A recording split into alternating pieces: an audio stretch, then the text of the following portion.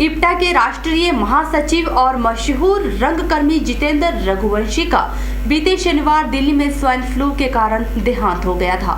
Theatre, नाट्य और कला जगत से जुड़े लोगों को उनके आकस्मिक देहांत से गहरा दुख हुआ है और जगह जगह उनके लिए श्रद्धांजलि समारोह आयोजित किए जा रहे हैं।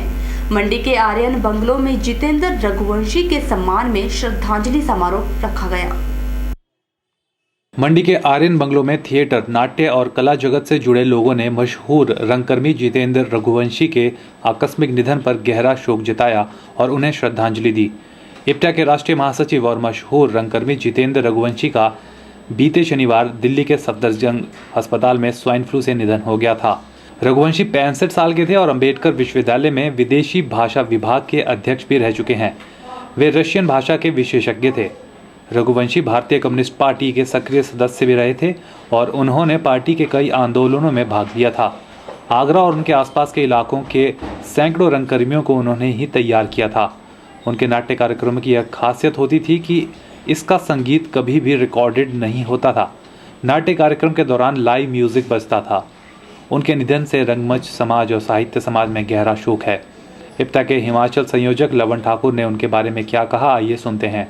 हम सबको इस बात का बड़ा गहरा दुख है कि जितेंद्र रघुवंशी जो थे वो हिंदुस्तान के अंदर जो इप्टा का आंदोलन था, जो लोगों का एक आंदोलन था, लोक कला का जो आंदोलन था, लोक नाटक का जो आंदोलन था, उसको लेकर वो पिछले 30-35 साल से निरंतर काम कर रहे थे और उन्होंने हिंदुस्तान भर में करीबन 650 यूनिट इप्टा के खड़े किए थे।